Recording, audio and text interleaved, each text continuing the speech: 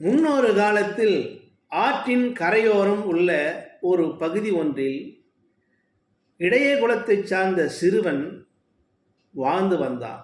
அவனுக்கு விளையாட தோழர்கள் யாரும் இல்லாததால் ஒரு கல்லை சிவலிங்கமாக பாவித்து அதற்கு அணிதினமும் பூஜைகள் செய்து வந்தான்.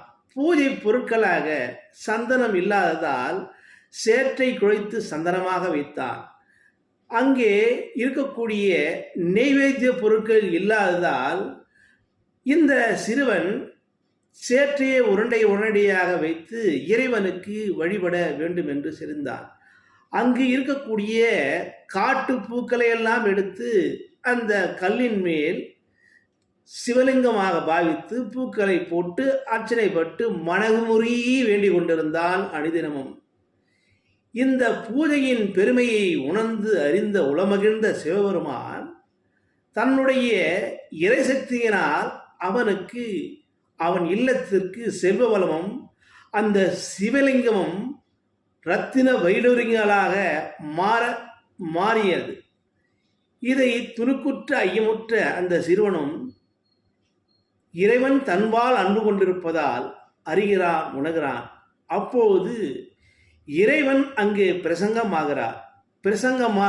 ஆனதை கண்ணீர் மல்க இந்த இடையகுலத்து சார்ந்த சிறுவன் சாட்சாங்கமாக சிவபெருமான் பாதங்களை தொழுது பல துதித்தான், பல பாடல்களை பாடினான்.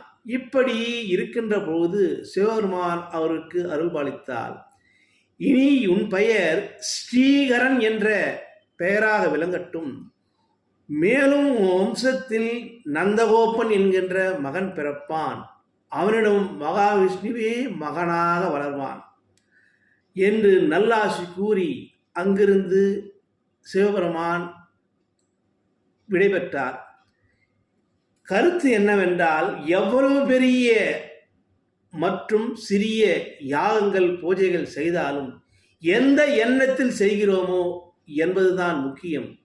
அது இறைவன் அன்பால் விளைந்த முத்தாய் இருந்த இந்த சிறுவனுக்கு சித்தமாய் இருந்த சிவபெருமான் அருள்பாலித்தான் என்று நான் உளமகிழ்ந்து சொல்லி விடைபெறுகிறேன். நன்றி, வணக்கம் அன்பு நண்பர்களே.